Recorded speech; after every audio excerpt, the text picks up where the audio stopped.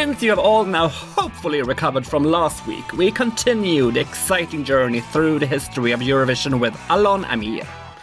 How did he manage to get the Israeli jury groups to change their vote?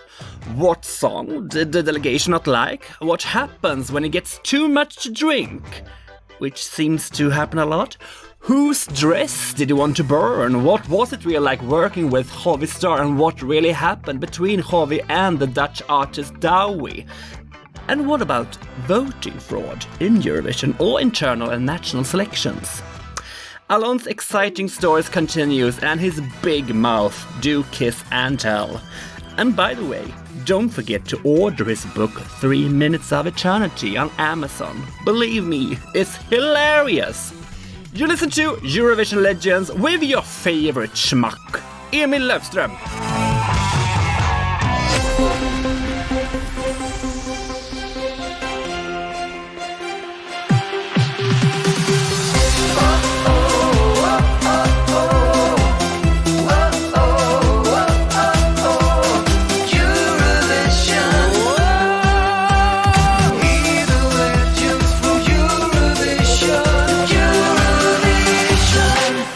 Back to Anne-Marie David. I know that you two have shared a bed in Austria. Please elaborate.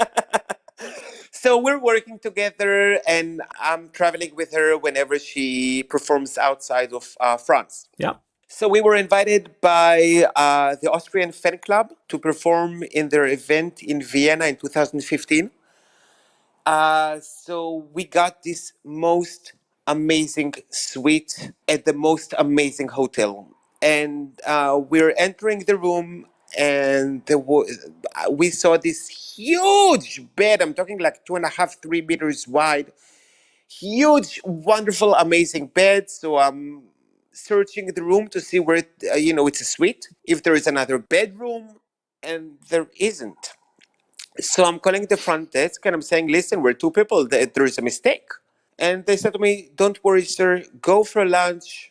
Once you're back, we'll fix everything. So we're going to lunch, and we're back, and we're opening the door, and we're sitting at the entrance of the room.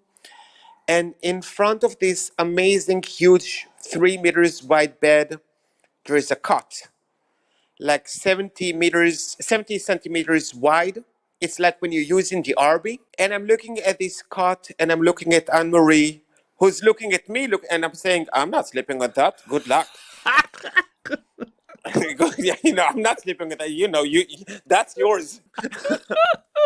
And she's looking at me, surprised, saying, "Sweetie, do you have a problem sharing a bed with me now?" Again, it's a 3 meters bed. Yeah. So we ended up sleeping in the same bed for 2 or 3 nights, and that was so funny. But again, the bed had 2 different zip codes.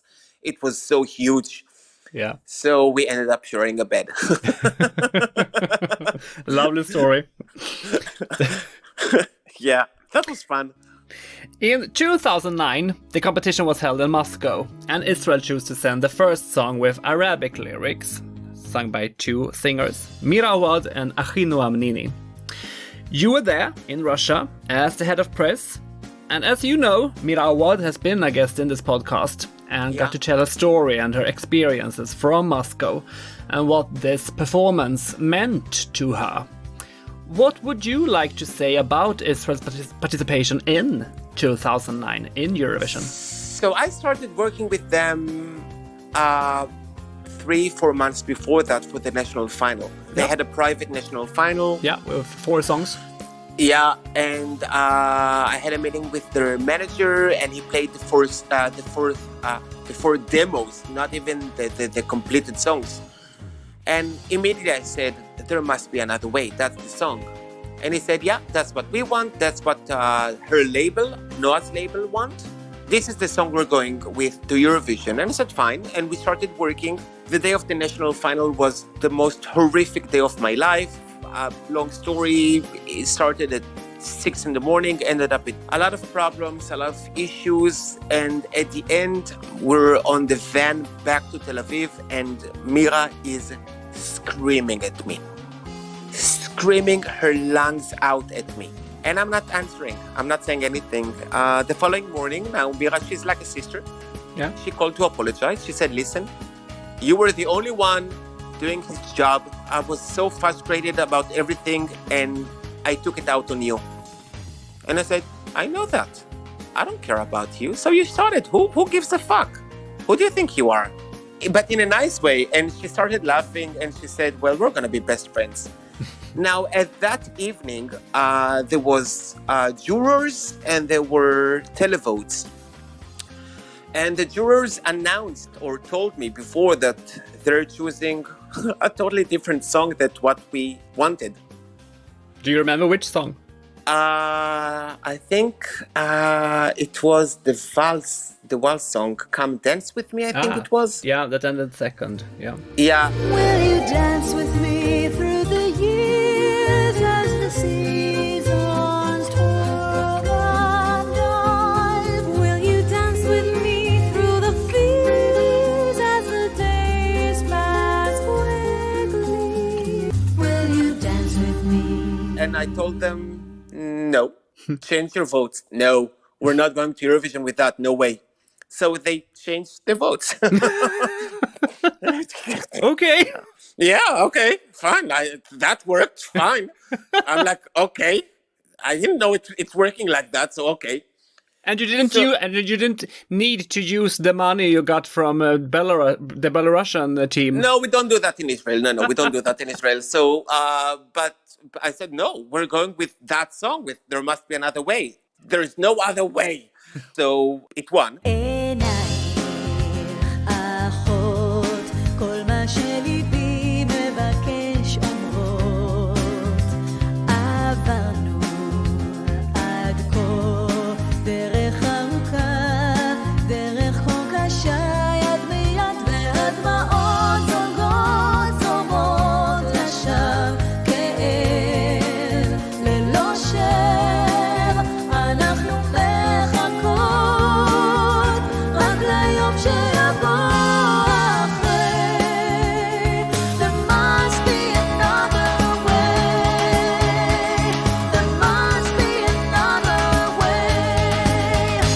We went to Moscow, and listen, that's the project I'm the most proud of during Eurovision because I believe in that message. And we had so many interviews, especially... Please elaborate here, because maybe everyone listening doesn't know what the message was. Well, it was right after a war between Israel and the Palestinian Authority in Gaza. And we're sending an Israeli and a Palestinian Israeli in Hebrew, English, Arabic. And it looked like a gimmick, but they have worked together 10 years, for 10 years before Eurovision. And both Noah and Mira are fighting for peace, for coexistence and everything. So, and that's something I believe in, those are my political views. The Palestinians should have their own country, whatever, blah, blah, blah. So we did a lot of interviews because there was a lot of international interest in the song, and again, after a war with Gaza and missiles were shot in Tel Aviv, whatever. And we gave a lot of interviews to Arabic media, Al Jazeera, Al Hura, whatever. And the most amazing thing were messages on Facebook that we got from people in Iraq and Iran and Lebanon and Syria saying, we saw these interviews. We didn't know people in Israel are talking this way. We were always told that you're the enemy and you hate us. But we see that there's different and there's another way. And there's people who are actually fighting for peace.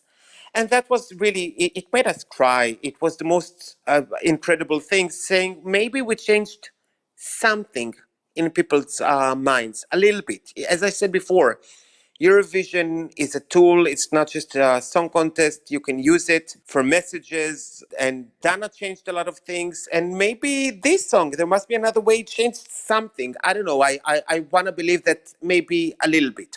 And we were for 2 weeks in Moscow. Horrible city. I hate this city. I hate it. Why? Why not? I mean, it's bleak. I have never been there, but I've been to St. Petersburg, and I love St. Petersburg. I'm sure I haven't been. I'm sure it's fantastic. I've been to Moscow 3 times, and there's nothing I liked there, not the food, not the people, not the vibe. Everything is in Russian, nothing in English. I just didn't like at all that city. But the delegation was absolutely fantastic, and Mira and I are really good friends. And it was absolutely fantastic. We stayed in our rooms. The first night we bought one bottle of vodka. And then the following nights, there were 3 bottles of vodka. And I gained 3 kilograms in 2 weeks in Russia because of the vodka.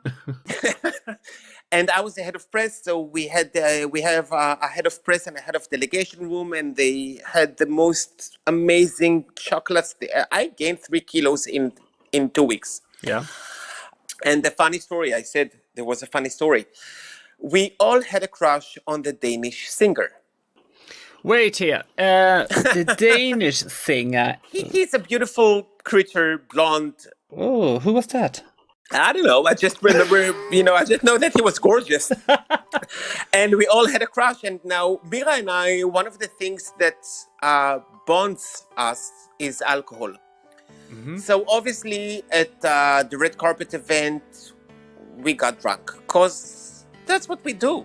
I have to Google him, and the name was Brenk. Yeah. Yeah. Probably. So obviously after doing all the interviews and after we had finished the job, we got wasted because that's what we do and we like it. And we love to embarrass each other in public. So I took her by the hand and I walked to the Danish singer and she's like, Alon, please, no, please, no, please, I beg you, don't. And I said to him, hi, my name is Alon, I'm the head of press, whatever. This is my singer, she has a crush on you, discuss. And he looks at her and he's like, yeah, I heard you that you were singing with the Arabic singer. And she looks at him and she's like, no, I'm the Arabic singer. And he's like, oh, and for some reason that was it.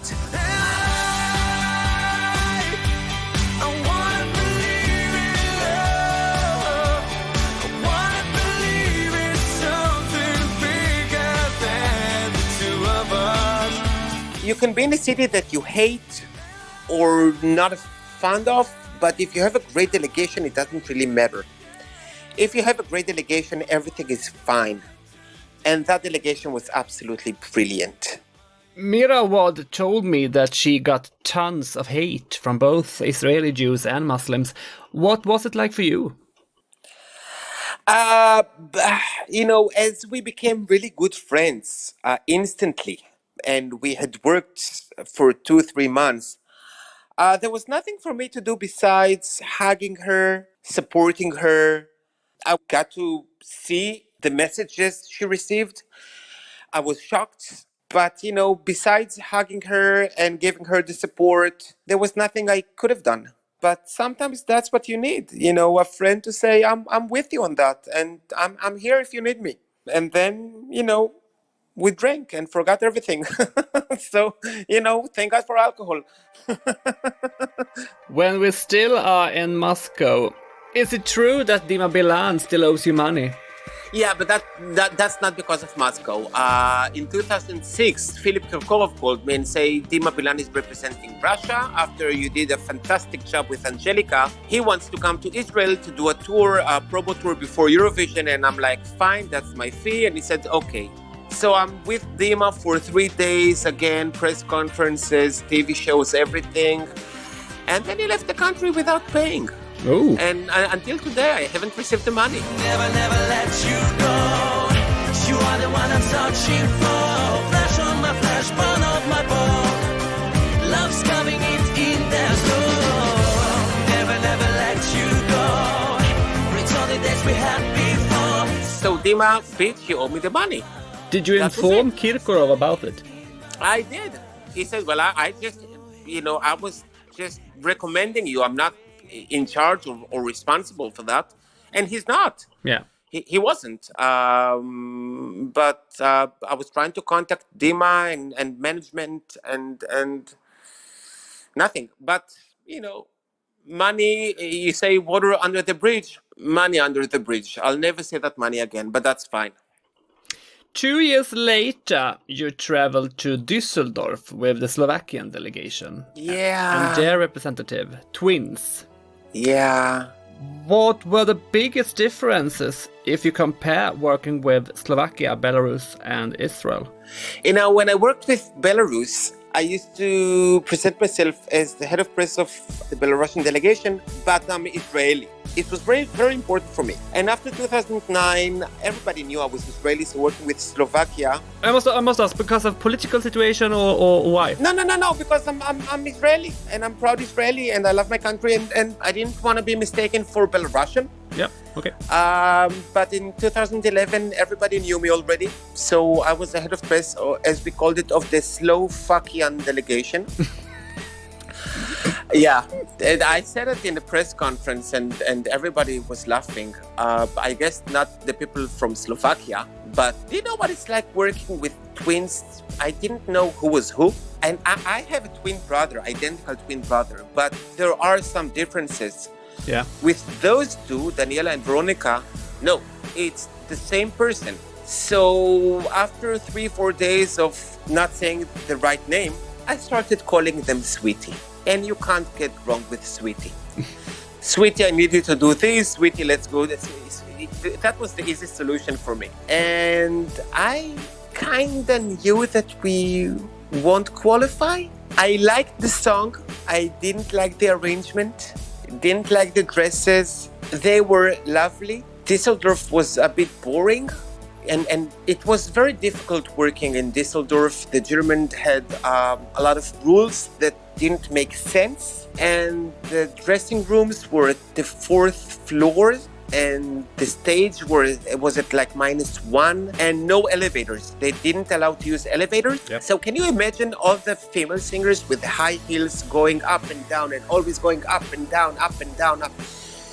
At some point, we managed to break the Germans and started working because it was almost impossible with the conditions to work there. Now, the production was amazing, don't get me wrong, but the conditions and the rules and to go from the arena to the press center, which was like 200 meters, but you have to take a detour with a car and it's like 10 minutes. It was, I didn't get it.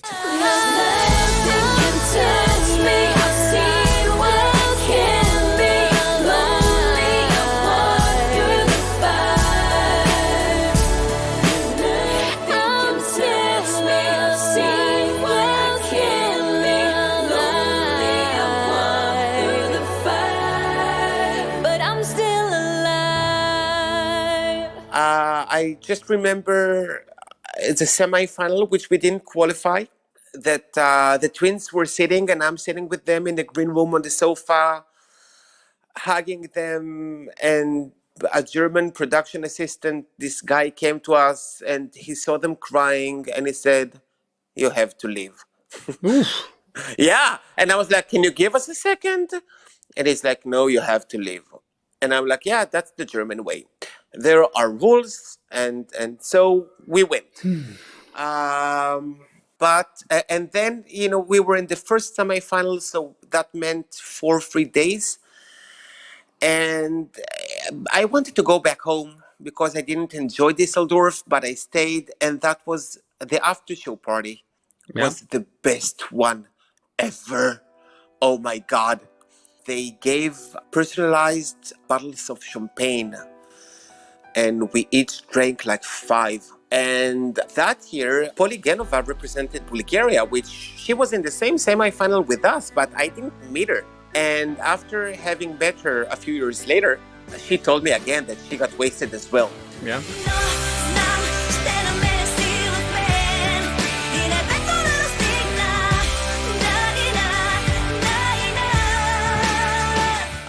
That was the best after party ever. I mean, from the parts I can remember, it was the most amazing party. Do you have any gossip from the after party? I don't remember anything. I wish I did. I don't remember. I just remember drinking a lot. I just remember having fun. We didn't sleep. I went back to Israel with the Israeli delegation. What's left of the Israeli delegation, because Dana Dana International represented Israel that year. And She she missed the returned. final too. Yeah, so she returned to Israel. She didn't stay for the final. Ding dong, say no more. I hear silent prayers, and it's making me high and fly. I know where to go, and I'm coming now. So that was a fun year, and the twins, I love them. We are still in contact, and yeah, it was very interesting working for Slovakia. We move forward to 2012 and Baku. This time you were in the Israeli delegation again. Yeah. And Israel sent a happy group, Isabo, with the song Time. But everything didn't turn out to be so happy for you and your delegation in Azerbaijan, as you told us before. Israel got a 13th place in the semi-final and were out. Were you and the team surprised?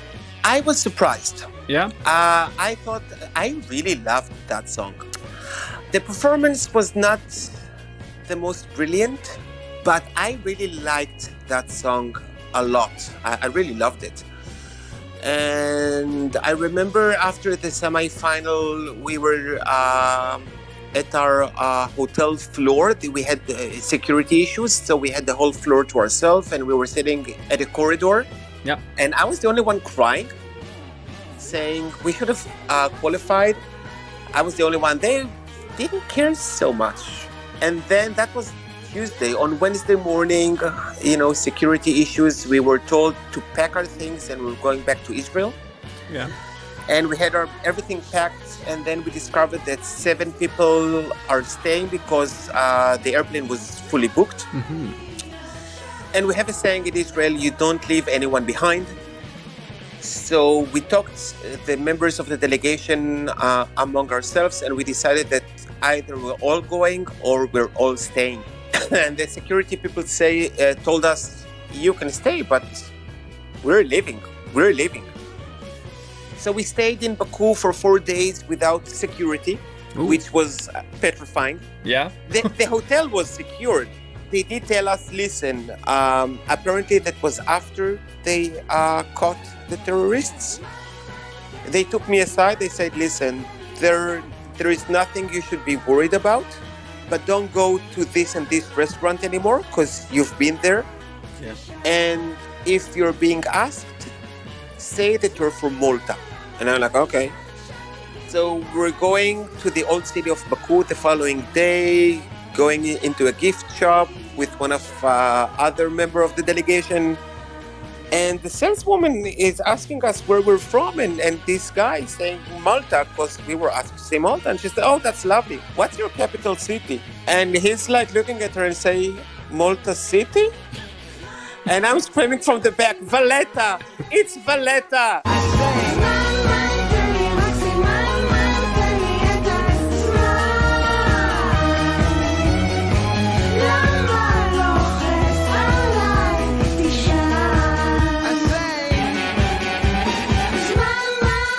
Take your time.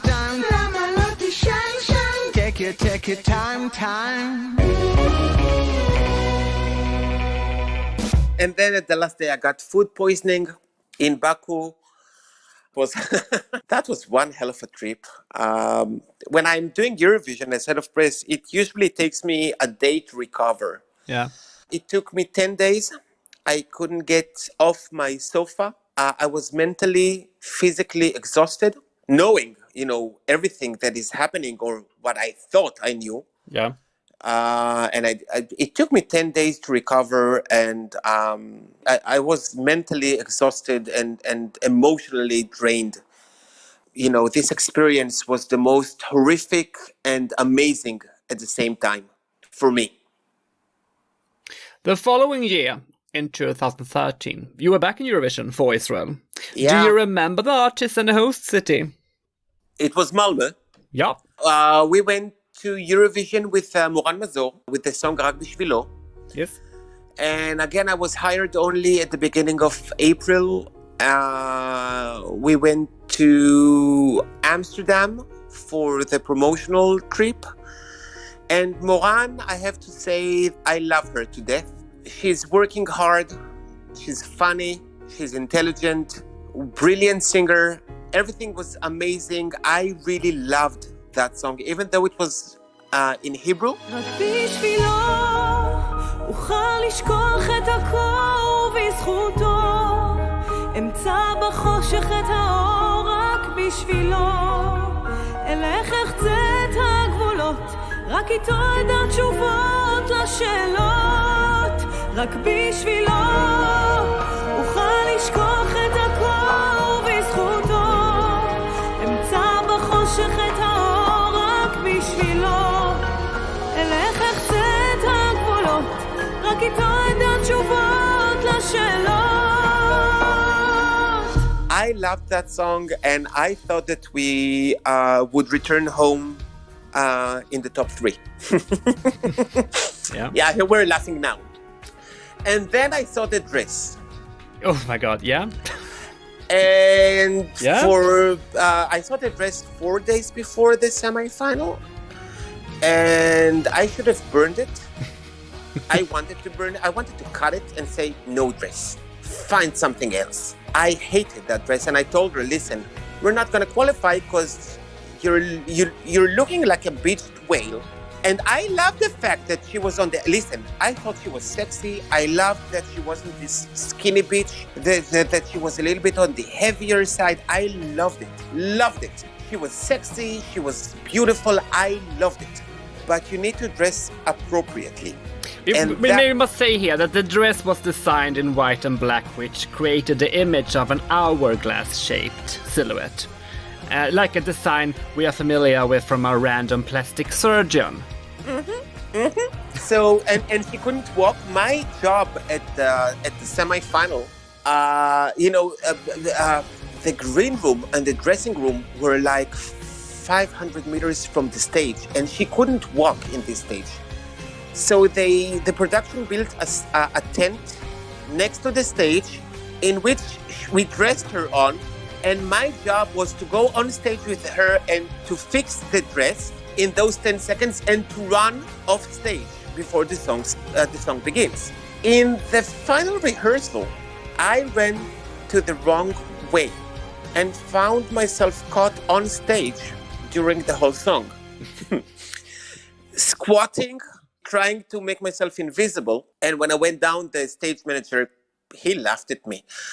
But I learned during the semifinal, I ran in the right direction. And then when she finished singing, I had to run on stage, pick up the dress and help her walk off stage. The same happened actually with Noah and Mira. I was helping Noah with her dress. I'm the dress fluffer. That's my job. What do? I fix the dress. So we went off stage, and one of the production crew, the Swedish ones, took me aside and he said, last night at the juries rehearsal, you got 12 points from Germany. And I was, are you kidding me?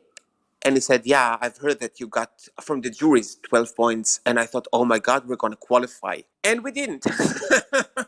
Because again, I blame it all on the dress. You don't listen to the song once you see her on stage with that dress. Yeah, I totally agree. And I told Moran Masor this when I talked to her in this podcast. I wanted to burn the dress. I remember a couple of days before the semifinal, I was in the dressing room by myself with the dress, and I wanted to take scissors and rip this shit apart. My God. So we didn't qualify, and it was her birthday the following day, so it was a bit sad. Yeah. And that was it for 2013. It was Malmo. We had 6 special agents with us, or 5, because there were some couple of nasty demonstrations against us. Yeah, maybe we must say here that the city of Malmö sadly is well known even outside of Sweden as a dangerous place for Jews. So I call it Ramalmö. We all did. Don't ask me how we called Baku. Yes, please.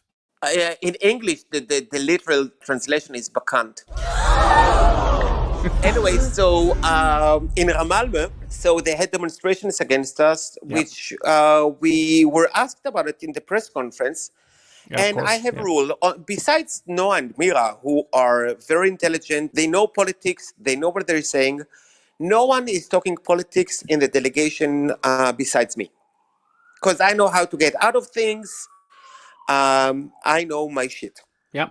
So we were asked about it, and I said that we're Israelis, proud Israelis, and we're representing Israel, but we're not representing the Israeli government. Same as the Russian singer doesn't represent Putin, or the Swedish singer doesn't represent the Swedish government. Yep. Yep. We're singers, we're not politicians. And I was talking about it and got applauded by 200 journalists, but then on Israeli websites, the headline was, we're not representing the Israeli government. And out of context, Yeah. Yeah. which I found it funny because the messages and what people were writing about me or to me, which was really nasty, I found those things very funny. I couldn't care less. So that was one other thing we had to deal with. We couldn't really go by ourselves, only with security, like in Baku the previous year.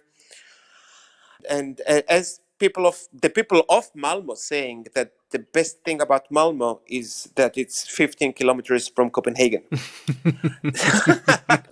They're saying that, not me. I mean, I've been to Malmo later on, a few years after that, for a Christer Bjorkman tribute, and I liked it. You know, I liked Malmo. Moran Masor also told me that she wasn't happy in Malmö and struggled hard both with her weight and mood. Were you aware of that?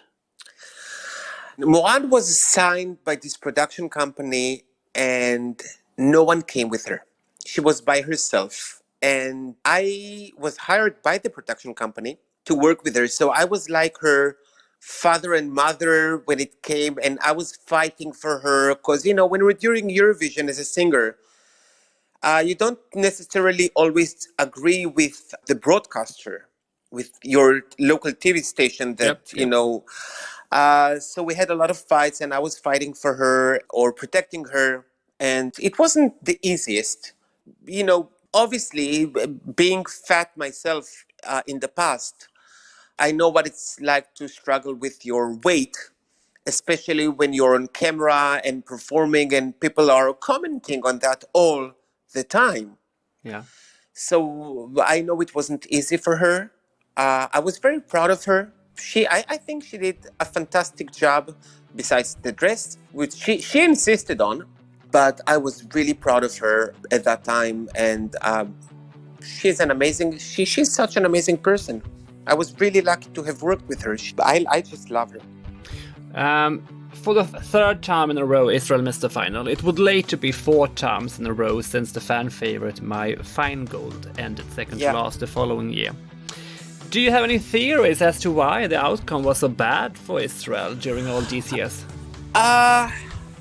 There is a correlation between how the local broadcaster is treating Eurovision and the results. You can see it in Sweden and all the Scandinavian countries, which it really means a lot to them, and they invest a lot of effort and thought and sometimes, you know, money. So and you see good results. In Israel in those years, IBA didn't really treat it as they should have. So I think that it's a result of their work, choosing not always the right singers or the right songs. It looked to me, maybe I'm wrong, but I thought that they didn't really care much. You know, doing Eurovision means working really, really hard, and it was my impression, again, maybe I'm wrong, that they didn't really want to work hard and they didn't really care.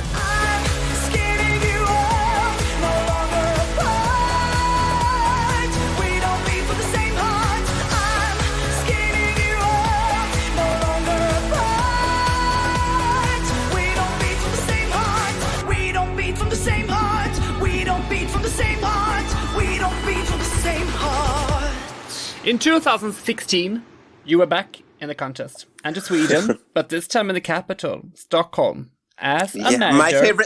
My favorite city in the whole world, by the way. Yeah. My favorite city in the world is Tel Aviv. Yeah. You can take my apartment, I'll take yours, no worries. Sorry, I live in Gothenburg, you know. Oh, so fuck off. Haven't been, I don't know, I'm sure it's a beautiful city. Don't kill me. You were there as a manager and head of press for Hovi Star. And I started working with Hovi a couple of months prior to Hakohavaba, the next star, the reality show. Yeah. So we came together as artist and manager and did this whole process of the reality. And I didn't think we would win. And we did. And then the problem started.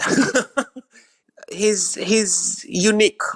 He's not always the easiest person. He is an amazing singer, brilliant performer.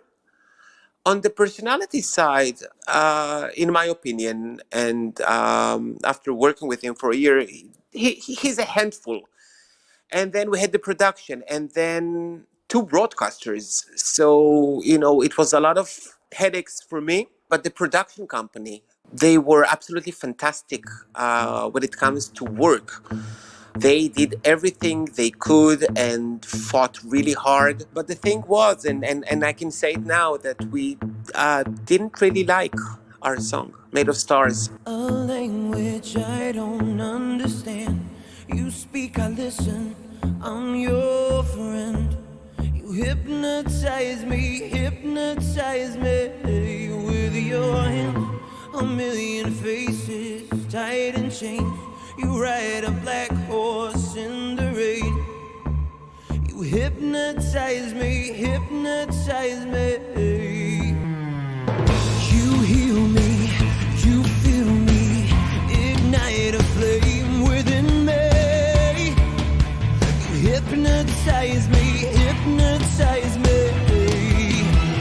Don't escape no more.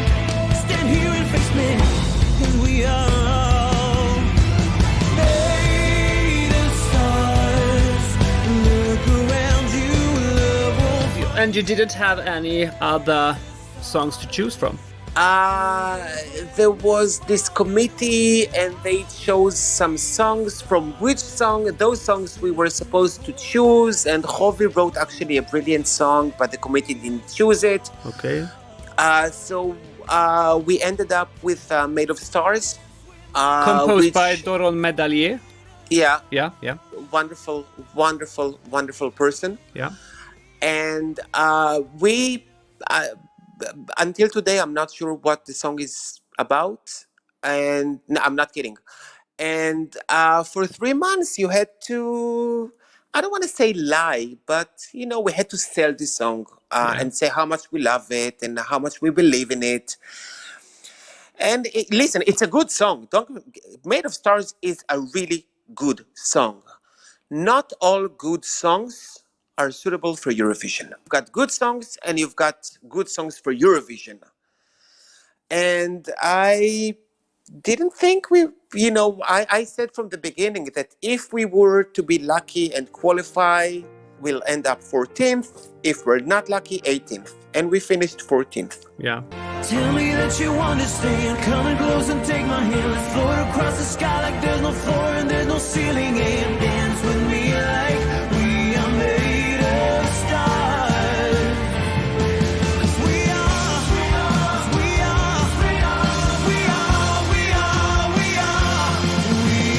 made of stars. Silver fragments falling. We are made of stars. But we worked really hard. That year we had so many pre-Eurovision events. Latvia and Moscow and Tel Aviv and Amsterdam and Malta, and then 2 weeks in Stockholm. Which means that in the period of 2 months, you get to see those singers from other countries more than you see your family and your friends. So they become your immediate family and friends. And we were a very tight group of like 7-8 singers, which was absolutely brilliant. I'm still in touch with a lot of them. One in particular. Poligonova, yeah.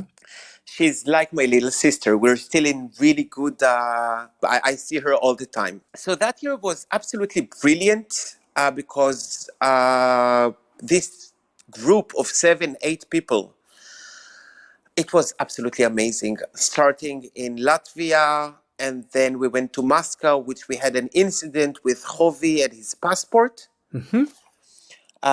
We were on a red-eye flight from Latvia, from Riga to Moscow, like 3 in the morning. And when we entered Moscow on border control, they ruined his passport, damaged it. Oof. Yes. And Why? maybe because he was gay, or he looked gay, or what. Listen, I was the first one crossing border control. So I told them, I'll see you at the luggage. And then Hovi came with Barre from Spain and Ira from Malta and their group, and he was crying and they were consulting him. And I said, what happened? And he showed me the passport and he said, they ruined it. I said, why? And I said, I don't know, but they ruined it. So I haven't seen it. I was the first one going through. Knowing that Moscow could be a problematic place, I contacted the Israeli embassy prior to our arrival. And the following day, we were there for 24 hours. Right before our flight, we went to the embassy and issued a new passport to Hovi in order for him to go back to Israel. Yeah. Listen, in Moscow, I have a really funny story. We haven't really slept for 2 days. The food in Riga was not brilliant. We didn't have time to eat in Moscow. We had the event. Both Hovi and I were really tired and really hungry. After the event, which was amazing. Oh my God, what's the name of the Russian singer that year? It wasn't Dima Bilan. Sergey Lazarev. Yes, that's the one. Cutie McPrettyface. Yep. So he had a birthday and they took us we were 10 singers there and crew. They took us to this restaurant. No fans, no media, just us, which was exactly what we needed. So we were at this restaurant and the Macedonian singer, Calliope, which I had met in Baku already. Now the bitch knows that when I'm being served a drink, when someone is offering me a glass of wine, I'll drink that glass of wine. Yep. And she can drink. I'll tell you that. She can drink. Yeah. I was tired, I was hungry, and I drank all 3 glasses that she gave me. Now, what I'm about to tell you, I don't remember. I was told the following day by Hovi and the Swiss delegation, but it sounds like me, so I believe that. Apparently, at some point, I'm sitting next to Hovi, and on my other side, Sergey. And we were eating, we're drinking, we're talking, and there was this huge birthday cake for Sergey. So Hovi goes and takes 2 big pieces of cake to the whole table, to 20 people. And the conductor of the cake stands between Sergey and myself and talking how happy he is to make this cake, blah, blah, blah, this and that. And apparently while he was talking, I took a bite of the cake and said to myself, but apparently loud enough for everyone to hear, oh, that's disgusting. Which apparently everybody laughed. Besides the Russians. Yeah. But again, sounds like me. If I have the opportunity to embarrass myself publicly, I'll do that. Some might say it's part of my magic, or as my mom says, you're an idiot. So that was Moscow. You're my only one. You're my life, every breath that I take. Unforgettable, so unbelievable. You're the only one, my only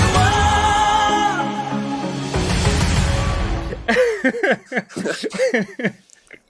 Well, I would love to invite you to our family dinner. You don't want that. Believe me, you don't. The media write about some kind of a beef between the Israeli singer Hovi and the Dutch singer Douwe Bob. And they got questions about this all the time on site. I'll tell you what happened. As I said, Hovi has a unique personality. The Dutch singer also. We were at this event in Amsterdam, and after the show or before the show, meet and greet. And everybody's taking pictures with everybody. The fans with this singer with that singer. Everybody's taking pictures with everyone. Yeah. So the Dutch singer, Douwe, his name is? Yeah. So Douwe took a picture with another singer, and Hovi kind of photobombed into this picture, and Douwe was upset about it. And when you're upset at Hovi and you tell him, I don't appreciate, he closes himself to that person, and that's it. So Douwe said something to Hovi said something to Douwe, and then Hovi said, I don't want to talk to him, I don't want to see him, I don't want to this, I don't want to that. And I'm like, okay, fine. At some point, Douwe came in Stockholm to apologize because it went over what it was. Come on, it wasn't a beef, it wasn't a feud, it was two singers with unique personalities, and Yeah, but it was something that several newspapers speculated about. Yeah, because they need something to write about. Absolutely, yeah. We didn't care about the Dutch delegation, and I'm pretty sure they didn't give a shit about us. But at one point, Douwe came to me and said, I want to apologize because I understand that he was offended by my comment. He took responsibility, but Hovi is Hovi, and he wasn't interested in that. So, that was it.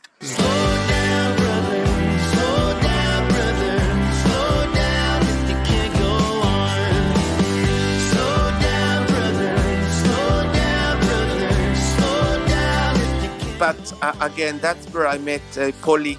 Again, the common thing is alcohol. That's the motif in my conversation with you. If you want to make me happy, bring me a glass of wine. So that year in Stockholm, that was absolutely brilliant, and a lot of friends. And then in the final, I think it was during the interval act, I was working in the green room, and the German head of delegation called me, and she said, last night at the juries rehearsal, our jurors really liked your song. Now, I was, again, a bit tipsy because a lot of alcohol, no food in the green room. And I said, they liked us 10 points or they liked us 12 points? And she said, 12. And I started crying. And she's looking at me as if I'm nuts. She said, I just gave you the most wonderful thing. You got 12 points.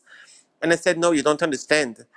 Ever since 2005, we haven't heard in Eurovision Israel 12 points. That's the first time in 11 years that the people at home in Israel will get to hear that. And that was so emotional for me. Yeah, that was very nice. This was the last time you went to Eurovision and worked with a delegation. Yeah. Why? Because of the Rising Star, the Kochav Haba, the TV show. Yeah. As I said, when it came to work, they were the best.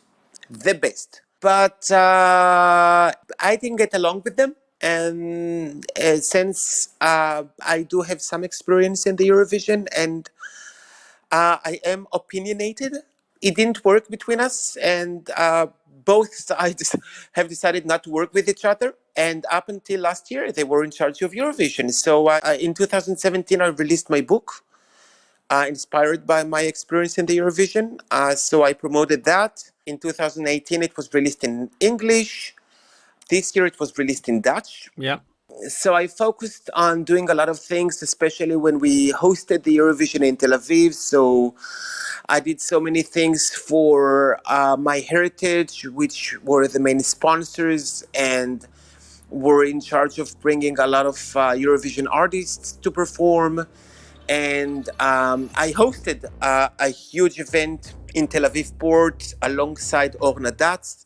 We had 3 Eurovision winners, Lorraine, Carola, and Anne-Marie David. So I did a lot of things in Tel Aviv. Oh, and I was helping the Norwegian delegation. Which year? In 2019. Okay, no. I was judging that year. the Norwegian national final, and we were the only ones giving them 12 points. I hear you calling me at night. When the wind is blowing, I can see your spirit in the sky. When all the lights are dancing, And during all these years, you have also been taking part as an international jury members in Sweden, Finland, Estonia, Bulgaria, Ireland, and Malta, besides Norway. Do you remember any specific song that you loved and voted for that didn't win and missed Eurovision? Listen, the first time I was part of the international juries, it was in Sweden.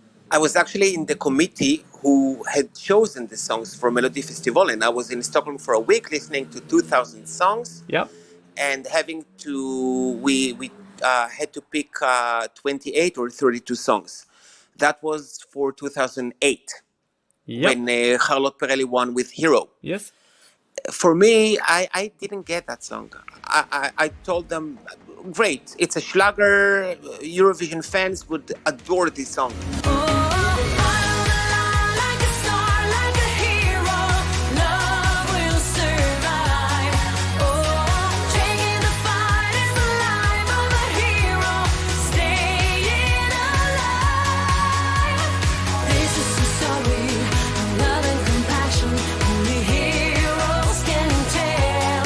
I don't get it. However, in that committee, a song was submitted, which I won't tell you all the process, but we were 16 people. Everyone had the opportunity to save one song. And there was one song I was fighting for. And I said, it won't win, but it would do well in Mellow, it would do well on radio, and it should be. Now, that song didn't do Mellow that year, but several years later, you know that song as I'm in Love by Sanna Nilsson. That was the song I was fighting for. All my love I give to you. All I do for you. I'm in love. Baby, I'm in love. Oh, every day and every night. Always till the end of time. I'm in love. And baby, I'm in love. Fighting for. Did it have the same title? Was it the same Yes. song? Yes, the same song, not the same singer, but I was fighting for I'm in Love. And there was actually another song that, out of those 16 jurors, 14 were Swedes, 1 British, and me, Israeli. Yeah. And we were actually, the British and we were fighting for a certain song which did enter and qualify to the final, and it's there thanks to us. I think I remember the Swedish title. It was in Swedish. Forgive me for not pronouncing it right. I lugornas sken. Say again. I lugornas Ah, sken. I lågornas sken. Yes, it was sang by 2 girls when in the demo was sung by 2 girls, and later Yes. Nordman sang it. Yes. Yeah. Yes. So we were fighting for that song, actually. Fälldes av 2 unga grannpojkars ord att hon lustat kring djävulens festbord. Hon är blott 17 år och längs vägen de går blir hon föst som ett djur under glåpord. Hon försöker att nå sin älskandes blick, men ser honom vända och gå. Och bland dem som ser på är straffet hon får ett bevis för det de inte förstår. Om hon lyfter trolldom och magi har hon nu fått plikta med sitt liv. Har hon lekt med trolldom och magi har hon väckt en himlens raseri.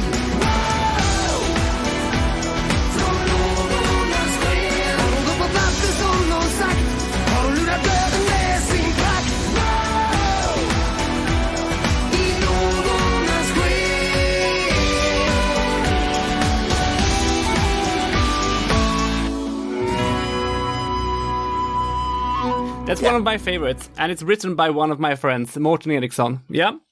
Okay, so we were fighting for that song. I did a series of rejected songs from Melodifestivalen 3 years ago, and I was allowed to play several of those. I didn't play, of course, everyone. Okay. But I played in 7 programs. I played nearly 500 of them in snippets, Oh, okay. so people could hear the songs. Better, best forgotten.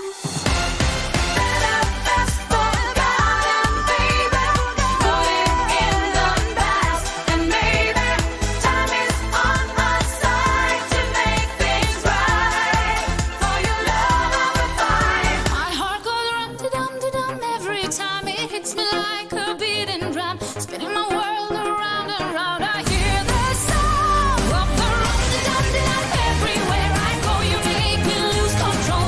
Shake your body, go boom, boom, boom, go high, high, high.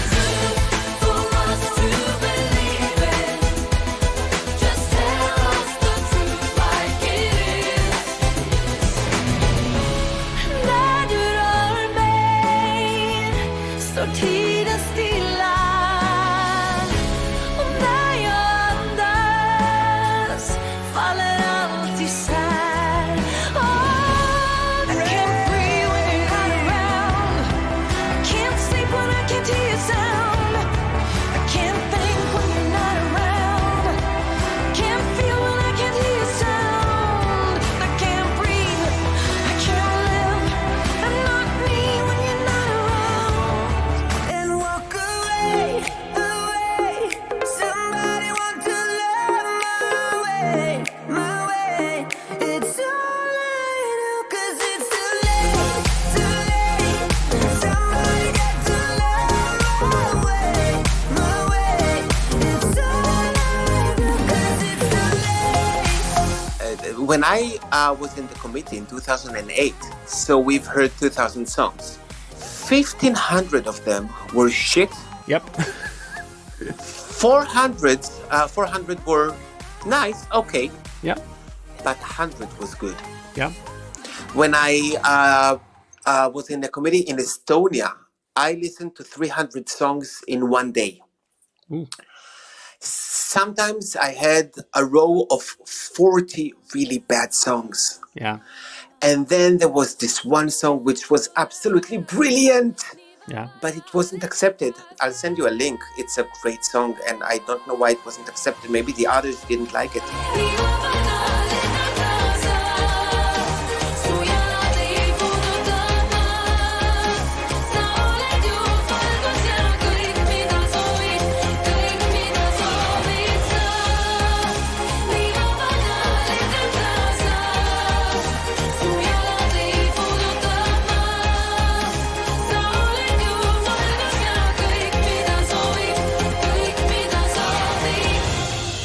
You know, some of the rejected songs are absolutely great. Yep.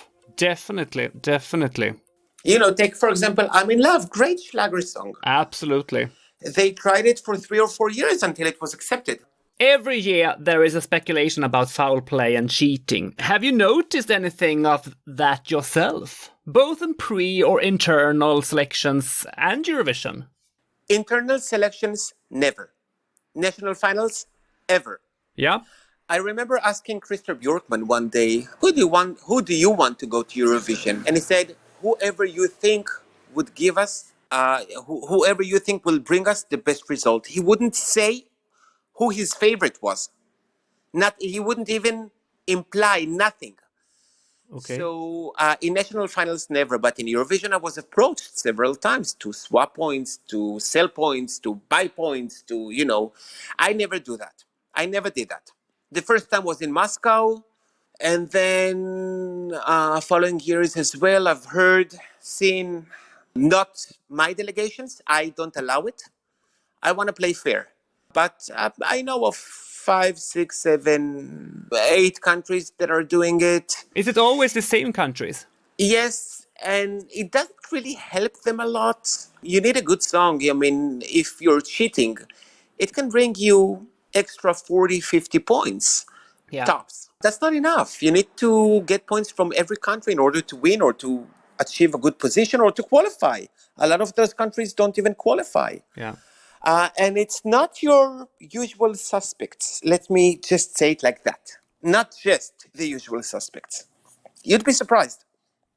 Well, I hope Sweden is innocent here. To my knowledge, none of the Scandinavian countries are in it. Ah, great. In honesty, when serving on such a jury, how seriously is it handled? Very. It's my name on it. Hmm? It's my name on it. So I'm there for a job to help that country win. Yeah. I take it very seriously. I always try to choose the best song that would achieve the best position. I remember, I think it was 2017, I was in Finland. I think it was the song Blackbird that won that year. Yeah. And I remember watching the jurors rehearsal, thinking to myself, no matter what happens, none of these songs would qualify to the final in Eurovision. I've got nothing to choose from. Nothing. I was right. You sang when he was in my bed. You sang when my heart sang. Now you remind me of songs that I'll never have. That was the first time that I thought nothing is good enough. Nothing.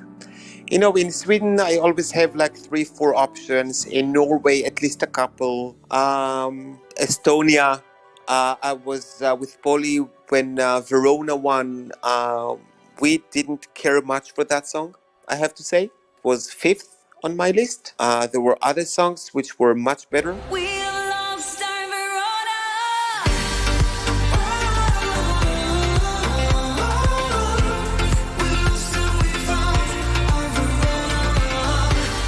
And again, in all of the time that I was serving as an international juror, I was right.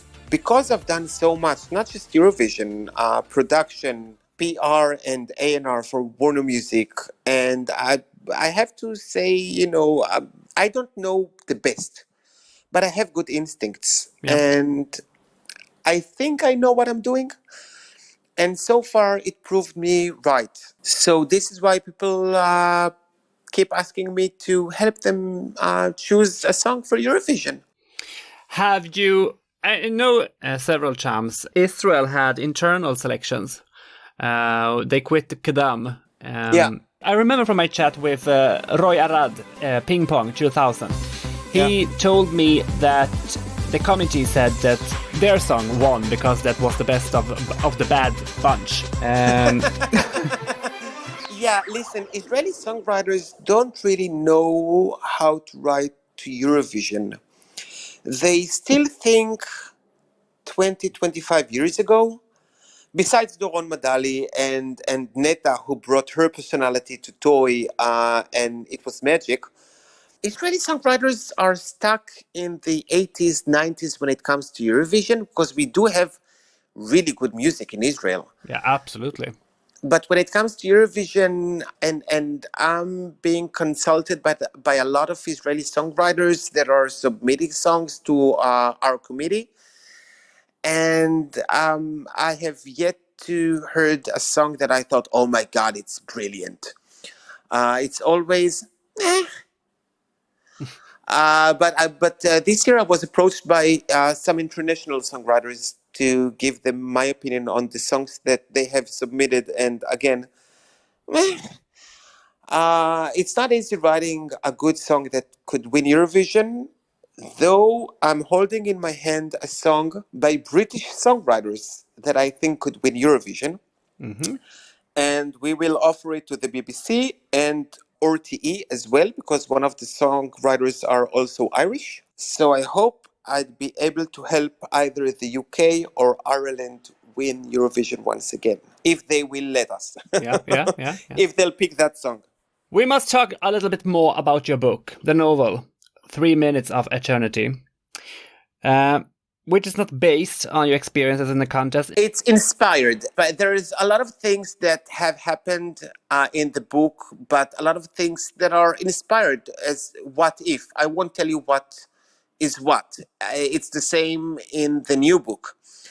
I wanted to write something about the backstage of Eurovision, how it really works, but in a fun and funny way, because it's Eurovision.